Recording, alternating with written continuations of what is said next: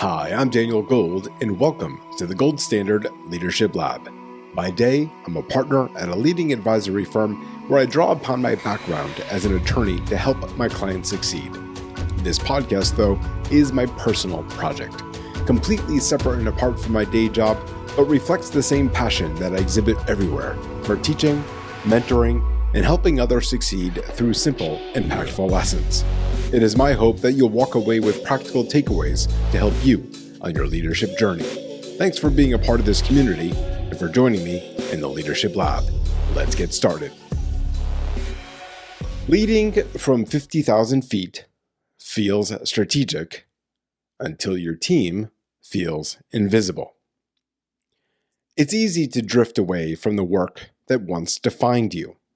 Strategy, client relationships, and growth targets take over while the day-to-day reality of your team fades from view.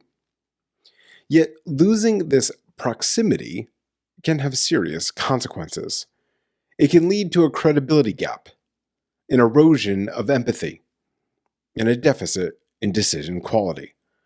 Proximity, the ability to stay connected to people and to the work itself, is the foundation of credible, human-centered leadership.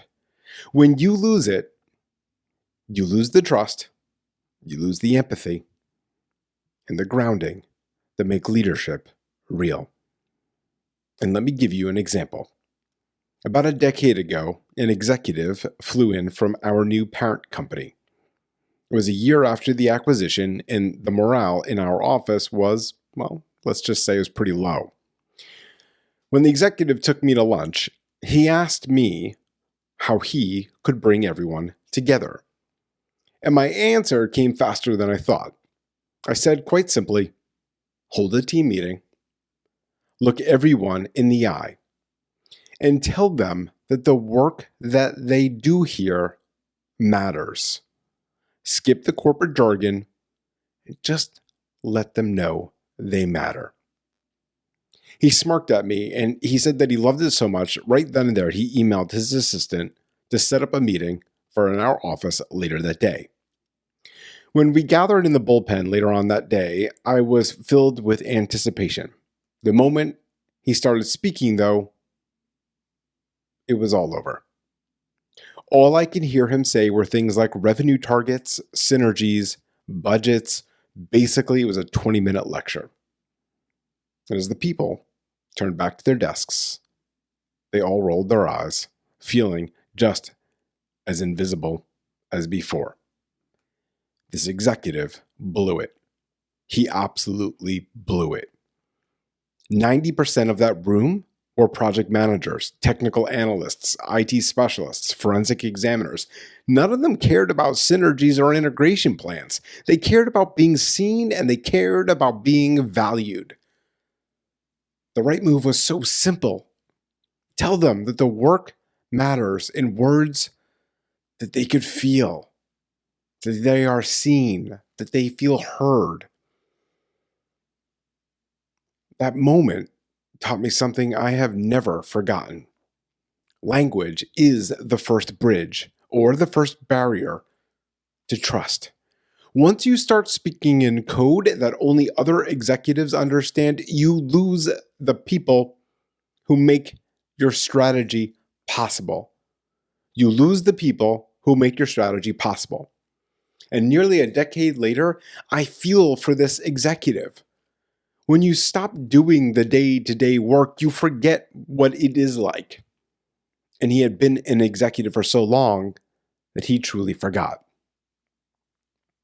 So today, I want to talk to you about 3 ways that disconnection can destroy leadership. The first one is the credibility gap. Look, when you stop doing the work, your team starts mentally categorizing your input. Some advice will land, and other advice gets the polite nod, followed by the real conversation after you leave. If you haven't experienced the daily work your team does, your strategic guidance may be interpreted differently than you hope.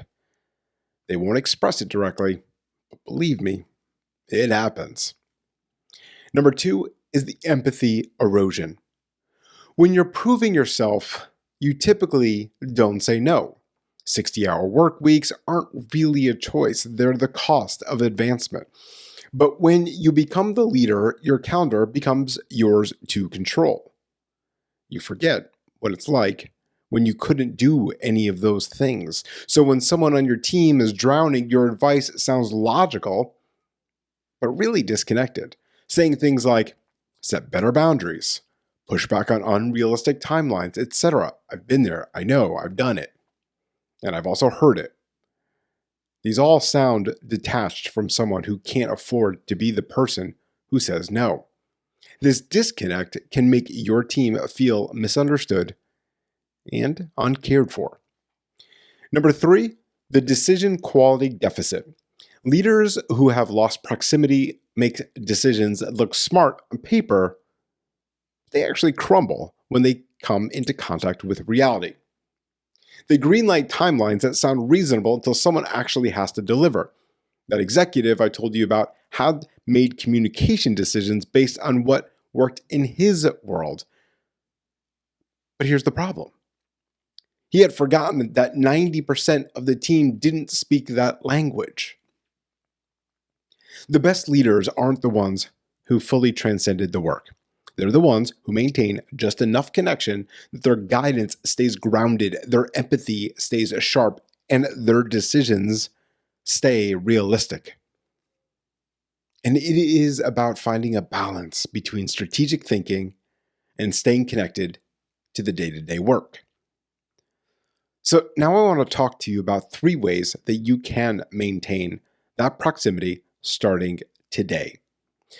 The first one is the quarterly immersion. What I'd like you to try to do is block time once a quarter to shadow someone on your team or take on a small piece of actual client work, not as a supervisor, as a participant. When you do this, what you will learn is that something needs to change in how you lead, because now you are immersed in the day-to-day. Now you see it, now you feel it. This learning process will keep you engaged and open to new experiences, ensuring that your leadership stays grounded and, most importantly, realistic. Number 2, I want to encourage you to do a listening tour. I'm a very big fan of this. Schedule regular one-on-ones where the only agenda is this: teach me what's changed in your world. And then stop speaking and just listen to your team member. Do not try to problem solve. Do not defend. Just absorb. And then ask questions that invite psychological safety, something we've talked a lot about here on the Gold Standard Leadership Lab. For instance, what's one obstacle you face that no one is asking you about? What's one thing that I probably think is easy that's actually really hard? And if you could change one thing about how we operate, what would that be? The answer will tell you exactly where you have lost proximity. There was a 2023 Gallup study found that employees who feel heard are 4.6 times more likely to feel empowered to perform at their best.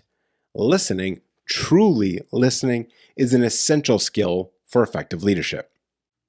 And number 3, it's what I call the language audit. I want you to record yourself in your next team meeting. Count how many times that you used corporate jargon that would mean nothing to someone doing the day-to-day work. That executive that I told you about in the beginning couldn't just speak to people. He'd been speaking executive to executive for so long that the language of human had become foreign. And so if your default communication requires translation, I'm going to tell you right now, you have drifted. And so this week, I encourage you to kill one piece of corporate speak. Instead of saying, let's align, say, let's make sure we all agree. Because minor language changes signal significant changes in your proximity to your team members. You know, I think a lot about that meeting in 2016, not because I'm angry, because I feel for him now in a way that I couldn't back then. He genuinely wanted to connect, but the distance had become too great. I think about it because I'm fearful of becoming him. Even I can feel the pull. The calendar that fills with strategy. The meetings are about direction, not execution. And I catch myself, sometimes, mid-sentence, using 3 acronyms that probably meant nothing to the person across from me. I started my career living with the tools, and today my calendar looks different. The work that got me here is no longer the work I do.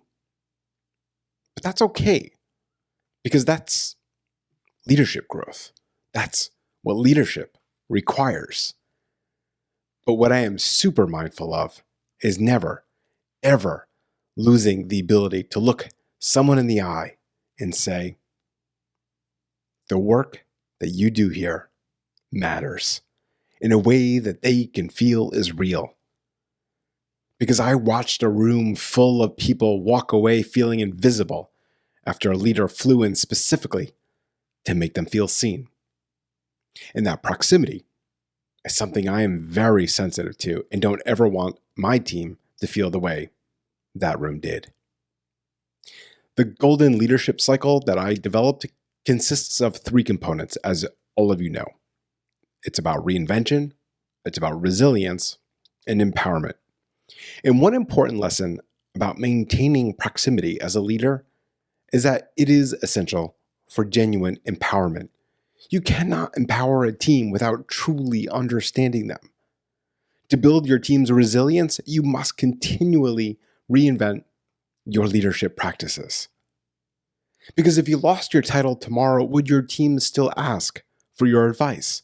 Not because they have to, but because your guidance is grounded, your empathy is sharp, and your understanding is current. If the answer is yes, you've maintained proximity. If the answer is, I'm not sure, well, you've got some work to do. And so find one small way this week. Get closer to the work, not to micromanage, to remember what it actually feels like. Because the moment you forget is the moment you start leading from memory instead of reality. And your team, dear leader, deserves way better than that. And remember, leadership isn't about perfection. It is about progress.